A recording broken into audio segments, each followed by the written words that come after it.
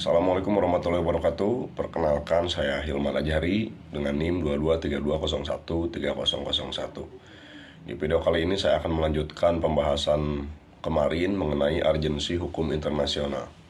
Nah, pembahasan kali ini yaitu saya akan mengangkat suatu kasus, suatu tragedi yang mana menjadi objek hukum internasional, yaitu tragedi Holocaust atau pembantaian jutaan umat Yahudi oleh Jerman Nazi pimpinan Adolf Hitler.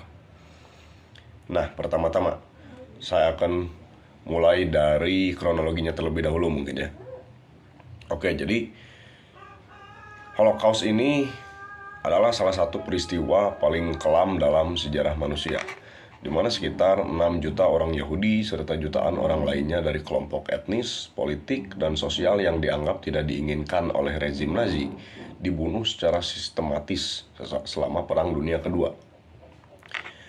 Nah, video ini saya jelaskan bertujuan untuk menguraikan latar belakang, proses, dampak, dan pentingnya mengingat Holocaust dalam konteks hukum internasional dan pendidikan. Oke.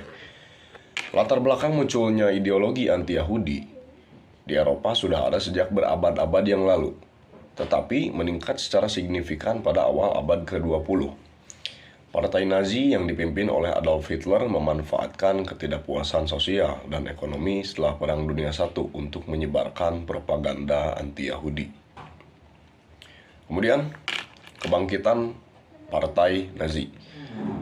Pada tahun 1933, Hitler diangkat menjadi kanselir Jerman. Setelah itu, kebijakan diskriminatif terhadap Yahudi mulai diterapkan, termasuk pengusiran Yahudi dari kehidupan publik dan penegakan Undang-Undang Nuremberg tahun 1935 yang melarang pernikahan antara Yahudi dan non-Yahudi.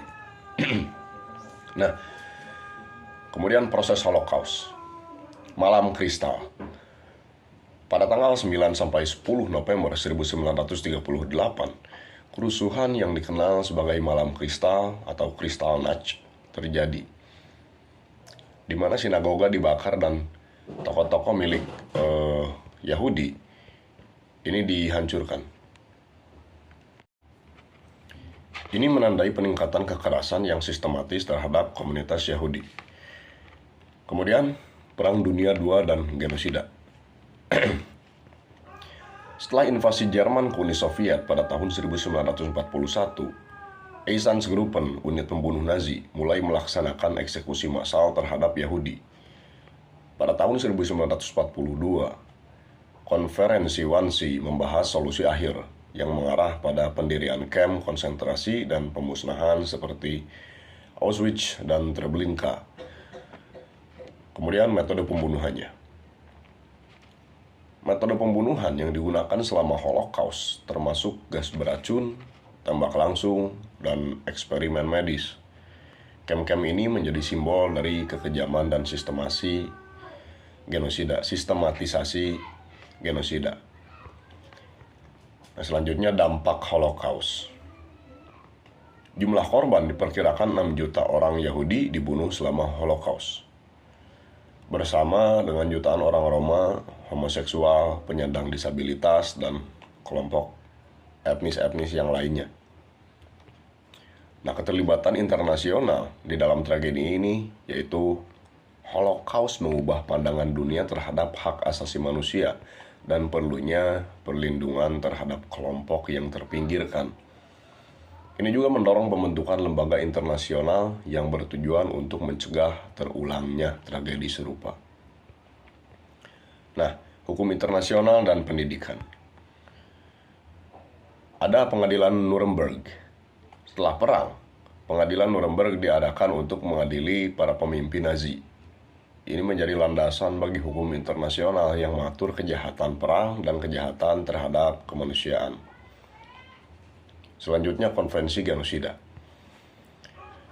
Konvensi PBB tentang pencegahan dan penghukuman kejahatan genosida tahun 1948 secara jelas mendefinisikan genosida dan menetapkan tanggung jawab internasional untuk mencegah dan menghukum tindakan tersebut. Pentingnya pendidikan mengenai tragedi Holocaust ini yaitu Holocaust sangat penting untuk meningkatkan kesadaran dan mencegah terulangnya kebencian dan kekerasan. Banyak negara mengintegrasikan pelajaran tentang Holocaust dalam kurikulum pendidikan mereka. Kesimpulan dari pembahasan saya ini yaitu Holocaust bukan hanya tragedi yang menimpa umat Yahudi, tetapi juga merupakan peringatan bagi seluruh umat manusia tentang bahaya diskriminasi, kebencian, dan intoleransi. Mengingat dan memahami peristiwa ini sangat penting untuk menjaga hak asasi manusia dan mencegah terulangnya genosida di masa depan.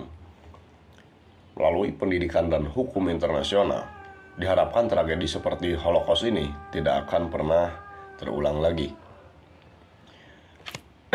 Mungkin demikian saja penjelasan saya. Saya lanjut di video selanjutnya.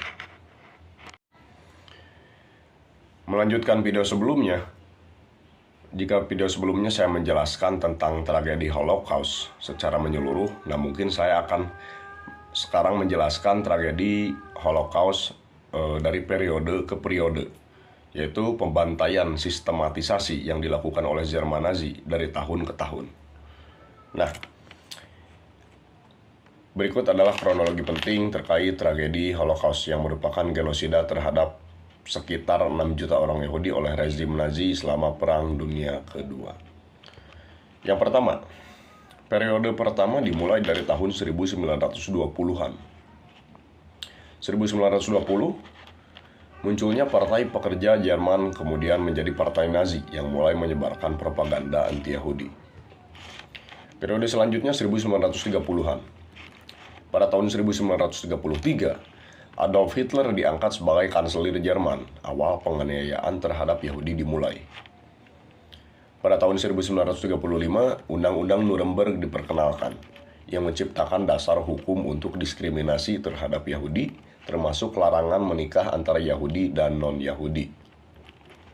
1938, Malam Kristal atau Kristallnacht terjadi pada 9-10 November, di mana sinagoga dibakar dan toko-toko milik Yahudi dihancurkan, menandai peningkatan kekerasan terhadap komunitas Yahudi. 1940-an. Pada tahun 1941, invasi Jerman ke Uni Soviet. Pembunuhan massal mulai dilakukan melalui Einsatzgruppen atau unit pembunuh yang mengeksekusi Yahudi di tempat-tempat terbuka. 1942, Konferensi Wannsee diadakan pada 20 Januari, di mana rencana solusi akhir untuk membunuh semua Yahudi Eropa dibahas. 1942 sampai 1945, pendirian kamp-kamp konsentrasi dan pemusnahan seperti Auschwitz, Treblinka, dan Sobibor. Metode pembunuhan massal, termasuk gas beracun, digunakan secara sistematis. 1945. Mei 1945, Jerman menyerah tanpa syarat. Pembebasan kamp-kamp konsentrasi oleh pasukan sekutu mengungkapkan skala genosida yang dilakukan. Pasca perang, yakni 1945 sampai 1946, Nuremberg Trials diadakan untuk mengadili para pemimpin Nazi atas kejahatan perang dan kejahatan terhadap kemanusiaan. Nah, pentingnya memori yang harus kita ingat, Holocaust ini diingat sebagai salah satu tragedi terburuk dalam sejarah manusia dan penting untuk terus mendidik generasi mendatang tentang peristiwa ini untuk mencegah terulangnya kebencian dan kekerasan. Nah, jika tadi di video sebelumnya, lalu penjelasan barusan saya menjelaskan mengenai kronologi Holocaust secara menyeluruh, kemudian kronologi Holocaust dari periode ke periode tahun gitu. Nah, sekarang kan pertanyaannya seperti ini. Apa sih korelasi antara Holocaust ini dengan hukum internasional? Gitu. Nah, ada korelasinya. Jadi Holocaust ini termasuk objek hukum internasional, terutama dalam konteks kejahatan terhadap kemanusiaan dan genosida. Nah, saya akan menjelaskan beberapa aspek penting yang menjelaskan keterkaitan Holocaust dengan hukum internasional. Yang pertama, kejahatan terhadap kemanusiaan. Holocaust dianggap sebagai salah satu contoh paling jelas dari kejahatan terhadap kemanusiaan. Dalam konteks hukum internasional, Kejahatan ini mencakup berbagai tindakan yang dilakukan sebagai bagian dari serangan sistematis terhadap populasi sipil, termasuk pembunuhan, pembunuhan massal, penganiayaan, dan pengusiran. Kedua, genosida. Holocaust juga dikategorikan sebagai genosida yang didefinisikan dalam Konvensi PBB tentang pencegahan dan penghukuman kejahatan genosida pada tahun 1948. Genosida melibatkan tindakan yang dimaksudkan untuk menghancurkan, baik secara keseluruhan atau sebagian, suatu kelompok nasional etnis, ras, atau agama. Yang ketiga, Pengadilan Nuremberg. Setelah Perang Dunia Kedua, Pengadilan Nuremberg diadakan untuk mengadili para pemimpin Nazi atas kejahatan perang, kejahatan terhadap kemanusiaan, dan genosida. Proses hukum ini menjadi dasar bagi pengembangan hukum internasional yang mengatur kejahatan perang dan kejahatan terhadap kemanusiaan. Nomor 4. Doktrin dan konvensi internasional. Holocaust mendorong perkembangan berbagai instrumen hukum internasional termasuk Konvensi Genosida tahun 1948 mengatur tindakan pencegahan dan hukuman untuk genosida. Kemudian Statuta Roma tahun 1998 mendirikan Mahkamah Pidana Internasional atau ICC yang berwenang mengadili individu atas kejahatan genosida, kejahatan terhadap kemanusiaan, dan kejahatan perang. Nomor 5. Pendidikan dan kesadaran. Hukum internasional juga menekankan pentingnya pendidikan dan kesadaran tentang Holocaust untuk mencegah terulangnya tragedi serupa di masa depan. Banyak negara mengintegrasikan pelajaran tentang Holocaust dalam pendidikan sejarah untuk meningkatkan pemahaman tentang kejahatan terhadap kemanusiaan. Nah, kesimpulannya yaitu Holocaust tidak hanya merupakan peristiwa sejarah, tetapi juga menjadi objek yang sangat relevan dalam konteks hukum internasional. Pengakuan terhadap kejahatan yang terjadi selama Holocaust telah mempengaruhi pembentukan norma dan institusi hukum internasional yang bertujuan untuk mencegah dan mengadili kejahatan serupa di masa depan. Nah, mungkin demikian saja penjelasan yang dapat saya sampaikan. Mohon maaf apabila ada kesalahan, mohon maaf apabila ada kekurangan, karena saya juga masih belajar untuk menjadi lebih baik. Terima kasih, saya Hilman Ajari. Wassalamualaikum warahmatullahi wabarakatuh.